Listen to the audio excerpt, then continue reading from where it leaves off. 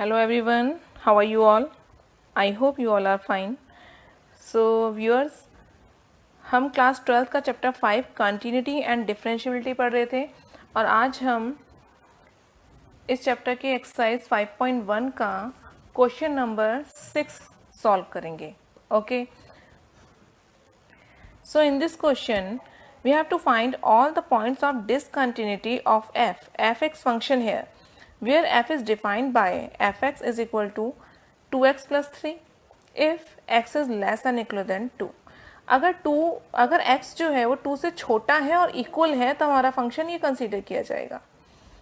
And fx is equal to 2x minus 3 if x is greater than 2. और अगर x 2 से बड़ा है तो हम ये वाला फंक्शन कंसीडर करेंगे. Okay, so for this question हमें पॉइंट ऑफ डिसकंटिन्यूटी निकालनी है. सो दैट मीन्स हमें वो पॉइंट निकालना है जहाँ पर फंक्शन कंटिन्यूअस नहीं है. तो उसके लिए भी हमें क्या करना है, कंटिन्यूटी टेस्ट करनी है. ठीक है, अब भाई बात आती है वो पॉइंट कहाँ से लाएं. तो क्वेश्चन में ही हिंट दिया होता है. देखिए यहाँ पर हमें 2 दे रखा है, 2 से लेस है, 2 से बड़ा है, ग्रेटर है, तो हम यहाँ 2 पर ही कंटिन्यूटी चेक करेंगे. ठीक है, दिस इज अ हिंट कि हमें 2 पर निकालना है. Clear? So let's solve. And now we have to see the function is defined or not. तो देखिए आपको ये देखना है फंक्शन डिफाइंड है या नहीं. यू सी यहाँ पर डिनोमिनेटर में कोई भी नंबर नहीं है, दैट मीन्स 0 होने का पॉसिबिलिटीज नहीं है. तो इसका मतलब फंक्शन जो है वो सारे रियल नंबर के लिए डिफाइंड है. देखिए हम डिफाइंड टेस्ट कैसे करते हैं. अगर फंक्शन में नीचे डिनोमिनेटर में 0 आ जाता है तो ये क्या हो गया, ये अनडिफाइंड हो गया. ठीक है, ये वाली कंडीशन नहीं आनी चाहिए. क्लियर? अब देखिए इन दोनों में ही डिनोमिनेटर का तो कोई सवाल ही नहीं है, तो इसका मतलब ये क्या है, फंक्शन डिफाइन होगा. ओके, तो ये लाइन आपको लिखनी है, F x is defined for all the real numbers. Clear? अब हम कंटिन्यूटी टेस्ट करेंगे 2 पर at x is equal to 2.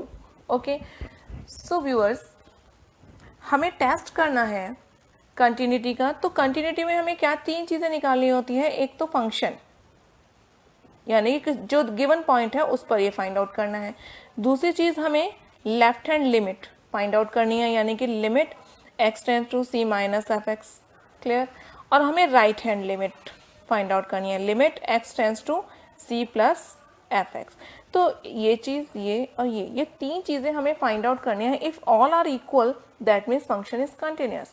अगर इनमें से एक भी इक्वल नहीं है तो इसका मतलब फंक्शन उस पॉइंट पर डिसकंटिन्यूअस है. ठीक है, तो चलिए हम x इज इक्वल टू 2 पर निकालते हैं. सबसे पहले सबसे इजी काम करेंगे हम x इज इक्वल टू 2 पर फंक्शन की वैल्यू निकालेंगे. अब देखिए इक्वल है, यहाँ पर ये x less than and equal to 2 दे रखा है. अब x इक्वल टू 2 पर निकाल रहे हैं, तो इक्वल वाले में ये वाला फंक्शन लाई करेगा या ये वाला लाई करेगा, इन दोनों में से कौन सा लाई करेगा. तो जहाँ पर इक्वल का साइन है वही वाला फंक्शन लाई करेगा. So f x is equal to 2x plus 3. Okay, और क्योंकि 2 पर निकाल रहे हैं तो put x is equal to 2. जहाँ जहाँ x है वहाँ हम क्या कर देंगे, 2 रख देंगे. ठीक है भाई, तो ये हमारा आ जाएगा 4 प्लस 3 इज इक्वल टू 7. तो हमारी ये वैल्यू जो है फंक्शन की वैल्यू 2 पर 7 आई है. Got it? अब हम निकालेंगे लेफ्ट हैंड लिमिट. ठीक है, लेफ्ट हैंड लिमिट के लिए हमें क्या करना है, limit x tends to c minus F X. Okay, अब देखिए लेफ्ट हैंड, अब c माइनस क्या है, यहाँ पर c कितना है, 2. ठीक है, ये आपको समझाने के लिए लिखा था कि c माइनस यहाँ लिखना है, आप डायरेक्ट 2 लिखेंगे. ठीक है, तो 2 ले लिया हमने. अब क्योंकि लेफ्ट हैंड लिमिट है तो इसका मतलब आप क्या करेंगे, x is equal to 2 minus H. Limit change करनी होती है हमें. ठीक है, इस कंडीशन में हम लिमिट चेंज करेंगे. तो x में से क्योंकि 2 माइनस है that means we are going towards left, तो एक छोटे से वैल्यू जो है वो इसमें से लेस कर देंगे. h जो है वो बहुत ही माइनस स्मॉलेस्ट वैल्यू है. ठीक है, तो आपको लिमिट h के टर्म्स में लानी है. ठीक है, इसको हम क्या लिख सकते हैं, देखिए ये हम लिख सकते हैं limit x tends to 2 minus H F 2 minus H. अब जहाँ h आ जाता है वहाँ लिमिट h के टर्म्स में आएगी, यहाँ से h की वैल्यू फाइंड आउट करनी है. कैसे करेंगे, क्योंकि x इज इक्वल टू 2 के लिए निकाल रहे हैं तो हम x की जगह 2 रखेंगे। तो देखिए इसे 2 ले जाओ तो क्या हो जाएगा 0, तो h इज इक्वल टू 0 आ जाएगा। तो अब ये चेंज हो गया हमारा function, limit h tends to 0 f 2 minus h। Got it? Okay. अब देखना है इसमें कौन सा फंक्शन लाई करेगा। तो भाई लेफ्ट हैंड यानी कि 2 से छोटा, ठीक है, 2 से छोटे वाला फंक्शन कहाँ लाई कर रहा है, x इज लेस देन 2, ये वाला फंक्शन लाई कर रहा है, ठीक है। तो हम यहाँ पे क्या लिख देंगे, लिमिट h टेंड्स टू 0। अब यहाँ पे x की जगह क्या है 2 माइनस h, तो यहाँ पर इस वाले फंक्शन में x की जगह क्या रख देंगे 2 माइनस h, तो 2 into 2 minus h plus 3। Okay, so limit h tends to 0, अंदर मल्टीप्लाई कर लो भाई, कितना हो जाएगा 4 माइनस 2h प्लस 3। आप लिमिट अप्लाई करिए, h टेंड्स टू 0, वैसे तो आप डायरेक्ट यहाँ पर भी लिमिट अप्लाई कर सकते हैं, ठीक है। यहाँ पर अप्लाई कर देंगे तो ये 0 हो गया पूरा, 4 प्लस 3 दिस इज 7। भाई ये तो इक्वल आता जा रहा है। चलिए राइट हैंड लिमिट भी देख लेते हैं। तो राइट हैंड लिमिट में क्या करना है आपको, limit x tends to 2 plus. अब देखिए प्लस आ गया तो इसका मतलब हम कहाँ जा रहे हैं, टुवर्ड्स राइट। तो इस कंडीशन में क्या करेंगे, लिमिट में एक छोटी सी वैल्यू जो कि हमने h कंसीडर की है वो प्लस कर देंगे। अब लिमिट h में कन्वर्ट होगी, तो x की जगह हमने क्या रख दिया 2, ठीक है, और h की वैल्यू क्या आ गई 0। Then you can write like this, limit h tends to 0 f 2 plus h, ठीक है।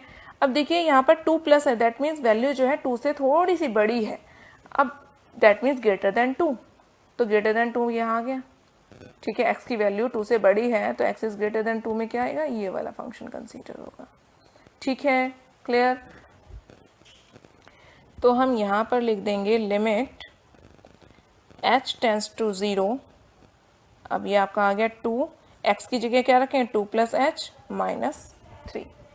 ओके, तो चलिए अब इसमें अंदर मल्टीप्लाई कर दें हम, तो हमारे पास ये फंक्शन आ जाएगा, ठीक है। And apply the limit h tends to 0, h की जगह पे 0 आ गया तो 4 माइनस 3, 4 प्लस 0 माइनस 3, 4 माइनस 3 कितना हो गया 1। भाई देखिए ये तो डिफर आ गई value. So you see value of the function at 2 कितनी आई थी हमारी 7। Left hand limit that means limit x tends to 2 minus fx, ये भी 7 आई थी।